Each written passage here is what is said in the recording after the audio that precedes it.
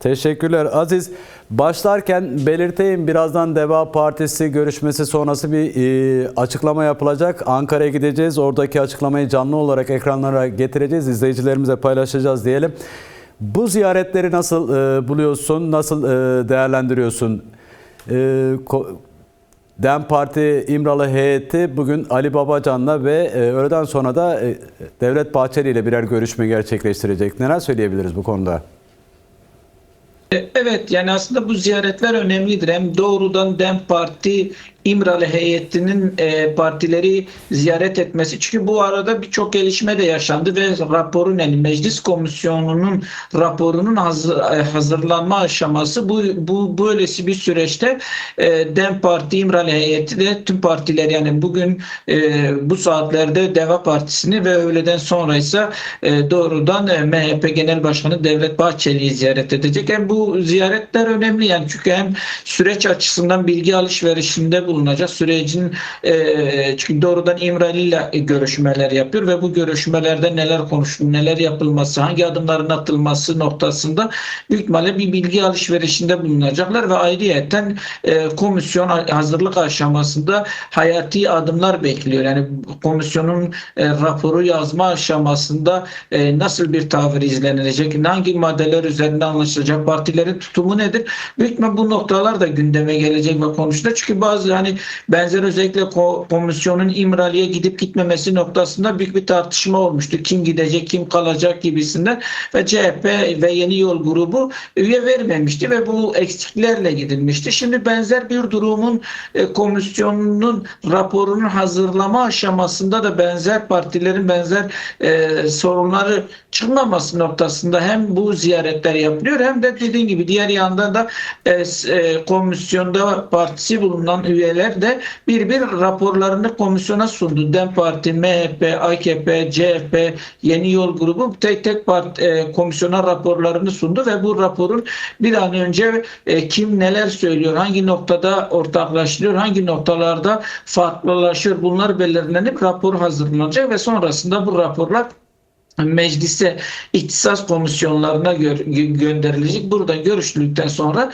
komisyonda belirlenen maddeler genel kurula, meclisin genel kuruluna gidecek ve bu noktada bir yasal düzenlemenin beklenir. Ama tabii burada yani salt böyle rutininde, kronolojikten ziyade nasıl bir yasa, sorunun çözümünü sağlayabilecek yasalar mı getirilecek ya da salt böyle özellikle bazen konuşuluyor, işte örgüt üyeleri gelsin, teslim olsun, denetimli serbestlikten yararlansın, böyle üstten bir yaklaşımla mı, yoksa gerçekten barış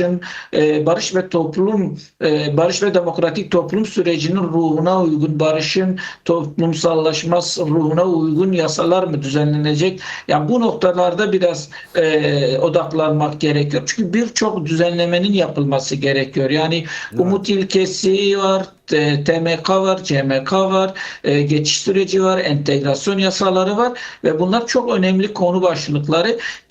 Kayyum uygulamaları var. Yani bu noktada pratikte örneğin AKP'nin raporunun doğrudan raporda da yer var. Kayyum uygulamaları kaldırılsın. Ama bu noktada henüz adım atılmış bir de, yani pratikte salt bir yasaya da gerek yok. Örneğin geçtiğimiz günlerde Bahçesaray Belediye Eş Başkanı kayyum gerekçesi yapılan davadan beraat etti ve bu noktada henüz alınmış bir karar değil. Daha önce Ahmet Türk Mardin Büyükşehir Belediye Eş Başkanı benzer davadan beraat etmesine rağmen idari tedbir olarak, yani bir yasaya hiç gerek duyulmadan idari tedbir olarak bu kayyum uygulamaları devam ediyor. İşte bu noktaların pürüzsüz, yani yine AHİM kararları, AYM kararlarının uygulanması noktasında beklentiler var ve bunların mecliste en azından temel süreci güvenceye alacak, geçiş sürecinin yasalarını oluşturacak, entegrasyon yasaları bu açıdan çok önemli. Hem bu ziyaretlerin, DEM Parti İmralı heyetinin diğer bütün mecliste grubu bulunan partilerin tek tek ziyaret etmesi, bilgilenmesi, bilgi alışverişinde bulunması, hem de komisyonun raporu yazma aşamasında ve sonrasındaki meclis, bu süreç önemli yani. Bunun için bu noktada ortaklaşmak, bu noktada bu sorunun çözümüne odaklanmak önemli yani.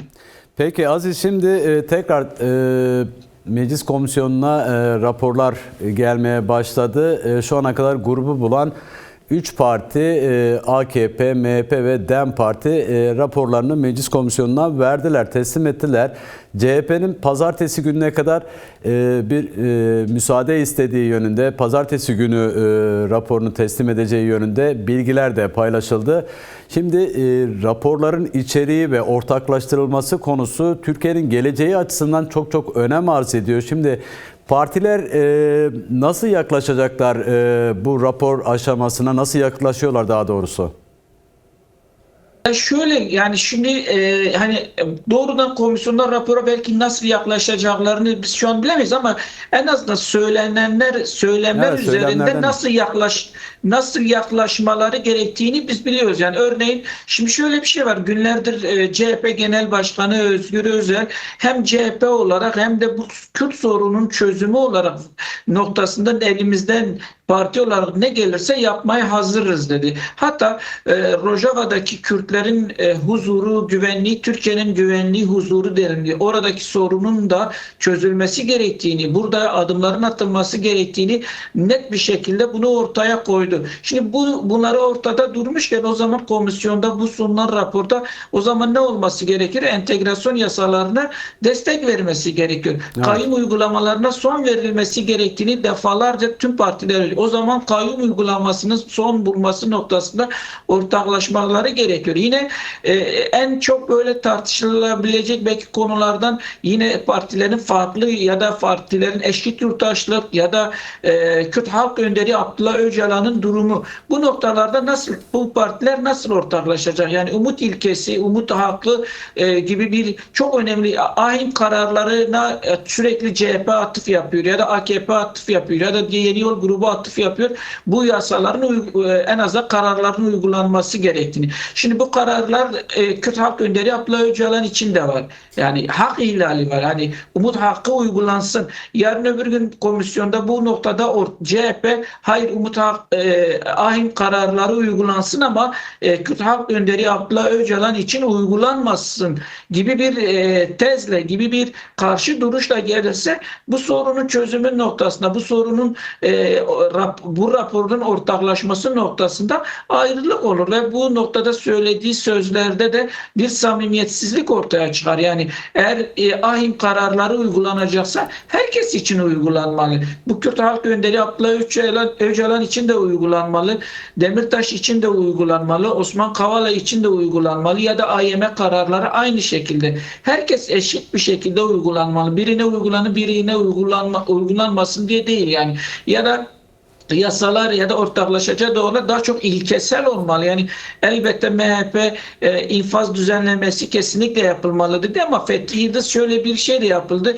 Örgüt üyeleri gelsin işte teslim olsun işte denetimden faydalansın ama cezasızlık olmasın. Şimdi bu biraz süreci ya da biraz zarar veriyor. Yani şimdi bu insanlar yıllardır mücadele etmiş doğrudan böyle teslim oluyormuş gibi bir denetime ya da bir cezaya tabi tutmak bu söylemler bazı noktalarda pürüze neden. Onun için bunlara takılmadan demokratik bir yasanın yani entegrasyon yasaları, geçiş süreci yasaları, TMK, CMK, kayyum yani tamamen bir demokratikleşme Kürt sorunun çözümünde özgürlük yasaları bu noktada bakmak lazım. Elbette kimi noktalarda farklı düşünceler olabilir ama bu noktada geniş pencereden barış, demokrasi, özgürlük, demokratikleşme noktaları deniliyorsa bunların hiç ayrımı yapılmadan kişiye indirgemeden ya da özel bir duruma indirgemeden Türkiye'nin demokratikleşmesi, Kürt sorunun çözümü, Türkiye'deki halkların özgürlüğü temelinde yasaları yapmak lazım. Yoksa salt şahsa Demirtaş faydalansın, Öcalan faydalanmasın ya da o çıksın, diğeri çıkmasın nezdinde dar bir tartışmaya sorunu indirgemeden bir bütün olarak bu yasaları geçirmek, yani ortaklaşmak ve meclis sonrasında da bu yasaların yasallaşması gerekiyor. Peki Aziz, son olarak tekrar bu konuyu biraz daha konuşmamız gerektiğini düşünüyorum. Çünkü iktidar kanadına baktığımız zaman MHP ve AKP kanadına baktığımız zaman yasal olarak hukuken yapmaları gereken zorunlu oldukları bir durumu şarta bağlamaları durumu söz konusu. Yanı sıra yine Rojava'yı, Kuzey ve Doğu Suriye'de Kasede'yi de içine alan politikalar yürütmeye başladılar. Bu başlatılan süreçle birlikte. Şimdi yani Kasede'nin silah bırakması ya da bırakmaması, entegrasyon olması şimdi Türkiye'deki bu soruna gölge düşürmüş olmuyor mu? Ya da iktidarın bu yaklaşımı sürecin ruhuna uygun mu bu şekilde yaklaşması?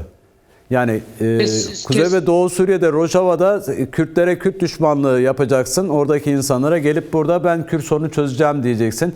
Bu bir çelişki değil midir?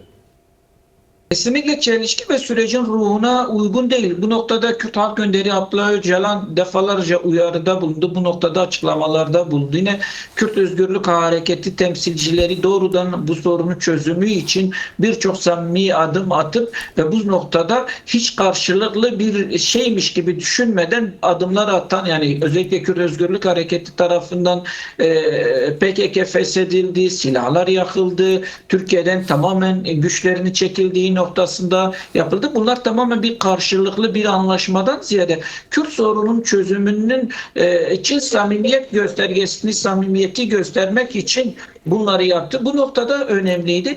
Türkiye'de halen bu noktalarda işte dediğim gibi MHP işte PKK silah bıraksın, bütün üyeleri gitsin, bütün silahlarını gelip teslim etsin, her şey bitsin. Biz sonra yasal düzenleme yapalım. Ya da dediğiniz gibi AKP ya da benzer Cumhurbaşkanı ya da İçişleri ya da Dışişleri Bakanı işte Rojava'da, Kase'de silah bıraksın, gitsin teslim olsun, 10 Mart anlaşmasına uysun.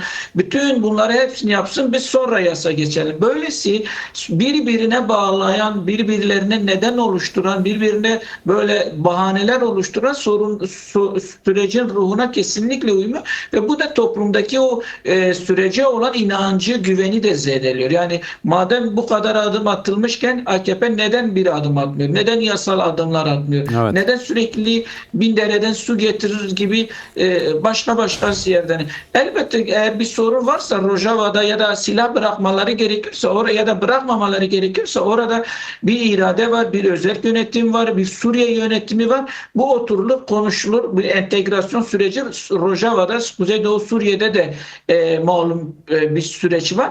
Bu onların hani belirleyeceği, Türkiye'yi olumlu yönde ancak etkileyebileceği, oradaki olumlu bir gelişme Türkiye'yi olumlu yönde etkileyeceği görülmeli. Yani orayı bir tehdit olarak görüp oraya buradaki bir kayyum yasasını ya da AYM kararlarının yasallaşması, entegrasyon, demokratikleşme yasalarını bile Rojava'ya bağlama, o zaman onlar da silah bıraksın. Bu çok çelişkili bir durum. Bu çok inandırıcı da gelmiyor. Yani elbette söyleniyor ama toplumda bir karşılığı yok. Bu tamamen AKP ya da MHP'nin biraz daha süreci zamana yayma, süreci biraz daha böyle beklentiye sokma. Yani ahim kararları deniyor. Ahim kararı Demirtaş üzerine verdiği karar üzerine neredeyse 40 gün geçti. Uygulanacak mı, uygulanmayacak mı? Adalet Bakanı çıkıp uygulayabiliriz diyor, uygulanmalı diyor ama uygulanmıyor. Yani bu noktada böyle sürekli süreci esnek bir şey mi, lastikmiş gibi çekmeye çalışıyor ve bunun da kendince zamana oynama ya da kendince bir şeyleri yapılıyormuş gibi göstermeye çalışıyor ama bu noktada kesinlikle bu sürecin ruhuna uygun değil. Sürecin ruhuna uygun olan şey yol haritası belli. Kürt Özgürlük Hareketi olsun, Kürt Halk Önderi Abdullah Öcalan olsun. Bugüne kadar bu bir yıllık süreçte ortaya koyduğu yol haritası, önerdiği perspektifler net bir şekilde ortaya konuyor. Evet. Bu salt bir taraf için de değil. Yani hani bu adımlar atılsın, biz faydalanalım değil. Yani Türkiye'nin demokratikleşmesi, Kürt sorunun çözümü, Türkiye'deki halkların bir bütünen yani sorunu çözümünden yani ya da salt umut ilkesi Kürt Halk Önderi Abdullah Öcalan yararlansın, şartları düzeltsin değil yani. Bu tamamen Türkiye'deki demokratikleşmenin, Türkiye'nin özgürlüğüne ve Türkiye'nin geleceğine yönelik adımlar. Geriye iktidara, mecliste partisi bulunanlara bunların yasallaşması, buna yönelik adımların atılması, oyalama değil, doğrudan somut adımların atılmasıdır mecliste. Peki Aziz, çok teşekkür ederim değerlendirmelerin için.